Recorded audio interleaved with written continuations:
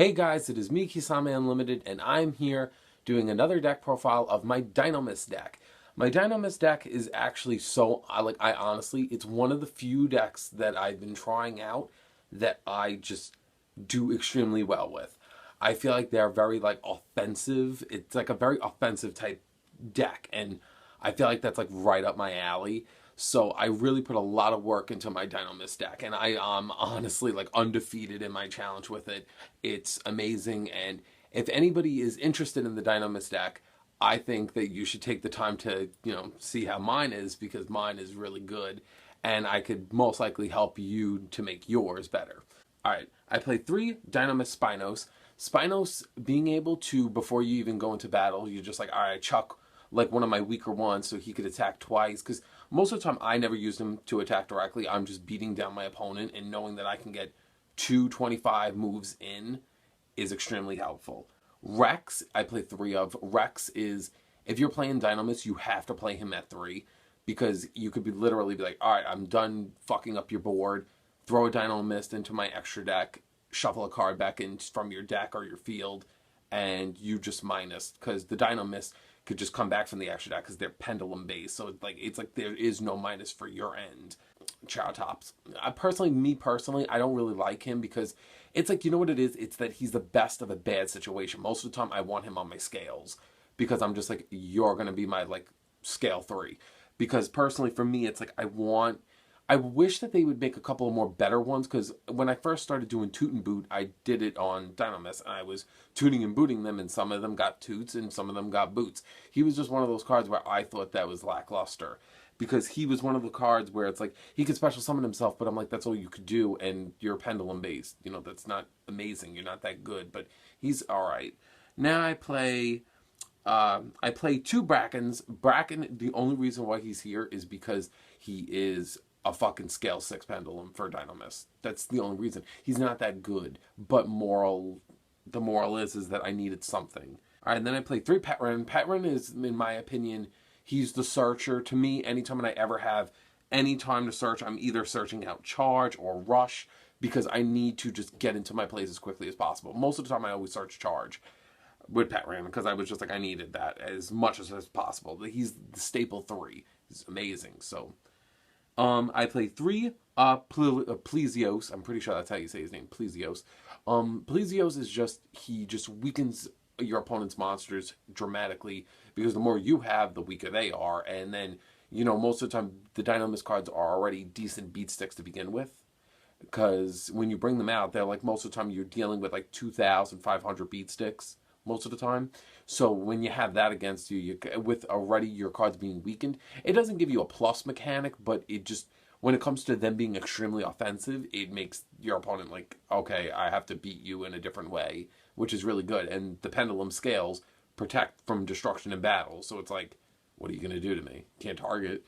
All right, and then I play 2 Stegosauruses. Stegosaurus he's okay, but he's like, oh, he's good under this rare position, and I'm like, most of the time, if I see a big card that I can't deal with, I'm like, I Cyber Dragon Infinity it, or I Volcasaurus it. So I kind of do one of those 2 things. So personally, Stegosaurus, I use him mainly as a scale. All right, and then I play 3 Ankylos, and I'm pretty sure Ankylos is one of those ones where I wish that his attack and defense were swapped, but I could see them like, oh no, that's too crazy to have a 2,000 beat stick that does this. But in my opinion, being able to banish your opponent's shit is pretty handy, because most of the time you just want to go in and be like, I don't want to see you recycle this. So banishing just gets it off the board completely, which is extremely handy. Then I play 3 instant fusions, obviously for I always forget that card's name, Panzer Dragon, and for Norden, because it's obviously like Panzer Dragon, to be able to go into infinity through that is really handy. And then I played 2 MSTs. I was thinking about playing Twin Twisters, but I didn't really want to dump any of the Dinomists, because I kind of want them always around. So personally, I kind of like MST more. Wavering Eyes is one of those cards where I had to play it at 3. This is the kind of deck where you want all your pendulums. You want all the plays. You want every part of your deck as searched out as possible. If I could, Upstart Goblin would be in this deck. I wish I could fit it. I just don't have the room. And then I play 3 charge. 3 charge is like you play it and you just get an instant search. And it has a built-in protection effect where it's like, oh, something goes back into my extra deck. Well, I'm just going to grab it right the fuck back. It's like one of those things where the card is insanely powerful and insanely helpful at the same time. I played 2 power loads, but I didn't want to play any terraformings because it's a good card, but it's not like a necessity. Like, I need charge way more than I do need power load. Power load is just basically, oh, I want to attack a card that like has like an effect like, oh, you know, a flip effect or something that would be like, oh, stupid. So it's like, I'm going to ram into it so you can't activate anything. And power load, that alone makes it good. And the boost is also helpful. That's why it's at 2. Then I played 3 rush. Rush is extremely helpful. It's like fucking Abyss Sphere for Dinomist. And it just like, oh, it goes into the extra deck. And then at the same time, you could just summon something on a whim and fucking bash into shit. If you're about to lose, play it and bring out Spinos and you're like still there. It's like, it's handy. And then lastly, I played 2 Solemn Notices just because I want a little bit of like more trap based. I don't want it to be like all monster based. I wanted to have like a little bit of like, you can't play. Like, I know I say like, oh, I don't like to do that, but when it comes to the Solemn cards, it's like a guilty pleasure of every Yu-Gi-Oh player. We all do it. So it's like, I like Solemn Notice. I wanted to see if I could fit Solemn Warning in, but I said I don't want to keep paying a gajillion life points. Alright, and then for the extra deck, I played 2 Panzer Dragons, obviously for instant fusion. Same thing goes with Nodin. I play 1 guy. I might take him out because I was using him with Volcasaurus, but it wasn't kind of doing much. So I might take him out at one point. I play 2 Infinities. Amazing.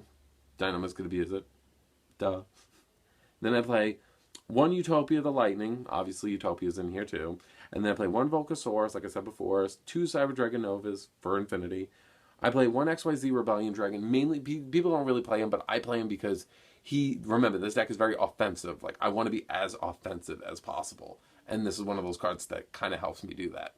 Alright, then I play 1 Utopia. I play 101 Castle, Abyss Dweller, staple. So, yeah. I feel like, in my opinion, my Dinomist is pretty, like, standard, but I have put a lot of work into it, and I don't really look at other people's builds. I've been kind of, like, running my own build for, like, a while, but I really like them, and I've been, like, you know, tweaking with them here and there. But like I always say, if anyone has, like, any inputs for my deck to get better, I'm always open to criticism. So leave that in the comments section below. If you have any tips, I will always look into them. I did it with DDDs, and I'll do it with Dinomist, because I always want to make my shit better. So next week, you'll probably see, like, the 6 with the Pain challenge. I'm thinking about changing it, because I kind of want to, because I kind of feel like to a new viewer, they're going to be like, 6 Path of Pain challenge. That doesn't come off Yu-Gi-Oh related. So I kind of want to make the 6 Path of Pain challenge, like, change the name to something that comes off more Yu-Gi-Oh-ish. So, yet again, maybe you could help me think of a name. So for the 6 Path of Pain challenge to be renamed. So, yeah. I'm trying to think of anything else that I haven't talked about. Oh, I'm trying out a new camera, so if you guys hopefully see, like, a difference in quality, I hope it looks better. People will be like, why are you breaking out so much? And I'm like, oh no. So, yeah, you can see my Funko Pop line much better. So, I'm going to stack that shit up against the fucking whole wall. So, yeah. If you guys would like to see me do more deck profiles, don't forget to like the video. It's the most important thing I ask for, because if I see a segment that does really well, I'll be like, oh, you know, you guys want to see more of that, so let me give you more of that. Like, the reason why I made another deck profile was because I saw how successful the DDD deck profile did. And I said, oh, well, maybe they would want to see Dinomist, maybe they want to see Spellbooks, Stellars, Cosmos, maybe I'll make Atlanteans, because I really want to try them out. And I'm like, there are just so many decks that, like, I would like to showcase for you guys. But like I'd said before, if you would like to see that, I'm not a mind reader. I judge my content based off the views, the likes, and how well they do. I'll see you guys later. I'll see you tomorrow, actually, because, yeah, tomorrow I have to film Toot and Boot. And we all know that some new cards have been leaked, and I have to talk about at least 2 of them. So, yeah. And tomorrow's my birthday. Yeah. I'll be 25. Fuck. Still doing this. Fucking doing this since I've been, like, fucking 1920.